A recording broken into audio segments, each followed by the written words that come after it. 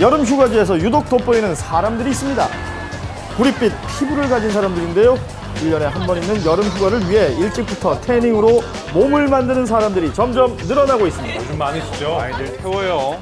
탱탱해 보이고 건강해 보이고 구릿빛이 더 섹시해 보이니까. 섹시해 보이죠. 어떠십니까? 한눈에 봐도 비교가 되죠? 네. 건강해 보이는 데다 날씬해 보이기까지 하니까 구릿빛 피부를 가진 연예인은 건강미의 상징처럼 여겨지기도 합니다. 그렇죠. 혹시 기계 태닝 들어보셨어요? 네, 한번 봤는데 너무 예쁘게 태워져서 저도 해보고 싶어요. 자연 태닝보다 더 건강하게 태워지는 것 같아요. 과연 그럴까요? 이것이 바로 쉽고 빠르게 살을 태울 수 있어서 많은 사람들이 찾는다는 인공 태닝 기계입니다. 왠지 더 예쁘게 태워질 것 같거든요. 이 서서 할 수 있는 태닝 기계인데 안에 형광등처럼 생긴 램프가 보이잖아요. 일반 램프가 아니고 이 자외선을 쪼여줄 수 있는 그런 램프라고 합니다. 위에 팬이 돌아가고 약간 좀 따뜻한 그런 기분이 느껴요. 이 기계 안에 둘러있는 자외선 램프로 단 20분 만에 햇볕에서 2~3시간 태운 효과를 볼 수 있다고 하는데요. 그런데 편한 줄만 알았던 인공 태닝 기계로 인해서 오히려 피해를 봤다는 사람들이 한둘이 아니었습니다. 어허. 과연 어떤 상처를 입은 것인지 직접 만나서 이야기를 들어봤습니다. 어떤 불편함이 가장 크던가요? 어떤 데는 또 너무 또 붉어져가지고 막 진물도 나오고 옷이나 뭐 이렇게 잠잘 때 이불에 쓸릴 때도 너무 따가웠고요. 너무 후회돼요. 선택하려고 했던 게. 피부과 전문의는 인공 태닝이 피부를 상하게 하는 지름길이라고 충고합니다. 미용적으로 그 인공 태닝을 하면 일단 건강에 비해서 좋죠. 근데 이제 피부과적으로 보면 단지 피부를 태우는 걸로만 끝나는 게 아니라 많이 째게 되면 피부 노화도 오고 나중에 피부 암도 생길 수가 있는 거죠. 큰일 나죠. 네, 세계보건기구에서는 2009년 인공 태닝을 담배, 성면과 같은 1급 발암물질로 분류했는데요. 그 정도예요. 미국에서 5살 어린 딸에게 인공 태닝을 권유한 엄마를 아동 학대 혐의로 체포한 사례도 있었습니다. 그만큼 태닝 전문가 자격을 부여해서 엄격하게 관리한다는 것인데요. 그렇다면 우리나라는 상황이 어떤지 한 태닝 전문점을 찾아가 봤습니다.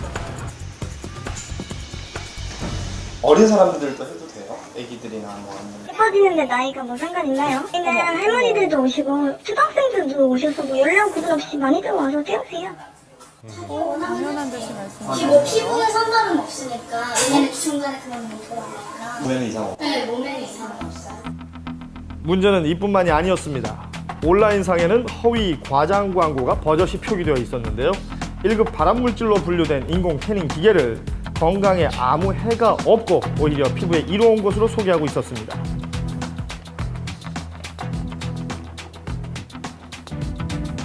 보통 그 UVB만 일광화상이나 위험하다고 생각하는데 UVA도 많이 째게 되면 마찬가지로 일광화상이나 피부 노화가 생길 수 있습니다. 인공 태닝 기계에서 나오는 자외선 A는 겉으로는 잘 드러나지 않지만 피부 깊숙한 곳까지 파고들어 세포를 파괴시키기 때문에 자외선 B만큼이나 피부에 손상을 줍니다.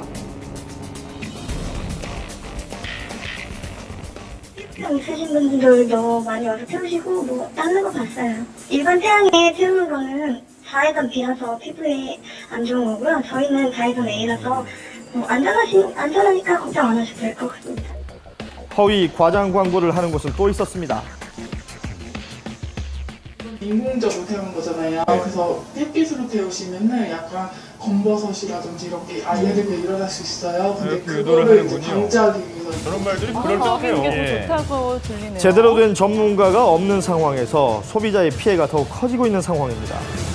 잘못된 인공 태닝 기계의 사용을 제재할 수 있는 방법은 없는 것인지 식약청에 문의를 해봤습니다. 예. 태닝 기기는 1차적으로 저희 의료기기로 관리되는 거 아니고요. 전기용품안전관리법에 따라서 기술 의료기기가 아니다. 관리되고 있죠. 전기용품이요? 인공 태닝 기계가 전기 제품으로 분류되어 있다는 것인데요. 네. 기술표준원에서는 이에 대한 안전 기준만을 제시하고 있었습니다. 예. 인체에 어떤 해를 미치는지는 전혀 상관이 없겠군요. 태닝을 하러 갔을 때 어떤 뭐 주의사항 같은 걸 설명을 해주던가요? 아니 뭐 특별한 건 없었고요. 그냥 이제 이렇게 하시라고 하는 대로 하면 그냥 괜찮을 거라고 시킨 대로 하시면. 인공 태닝 시 일어날 수 있는 부작용에 대해 책임지는 사람은 없는 것이 현실입니다. 맨 처음에 강하게 하면 붉어지면서 소양증, 가려움증이 있게 되죠. 근데 그걸 이제 계속하다 보면 이렇게 색소 침착이나 색소 탈락이나 혈관이 늘어나거나 피부 노화가 진행되는 거죠. 피부 손상을 감수하더라도 인공 태닝을 포기할 수 없다면 최소한의 안전 기준을 지키는 것이 중요합니다. 예. 톤 태닝은 피부 보호는 아니에요. 피부 손상 쪽으로 들어가는데 손상을 최소화하면서 하시게 되면 예쁘게 골드 브라운의 색상을 가질 수 결국은 있다라고 손상이라는 걸 인정하는 거네요. 제가 직접 알려드리겠습니다. 직접 해보시게요. 어머. 이게 기계가 돌아가는 동안은 굉장히 좀 이게 열기가 좀 있어요. 하지만 막 뜨겁거나 그렇지는 않습니다. 하루에 10분 이내에 최소한 이틀의 간격을 두고 인공 태닝을 하는 것이 중요하다고 합니다. 이제 태닝 기계에서 나왔는데 네. 한 10분 정도 있었거든요.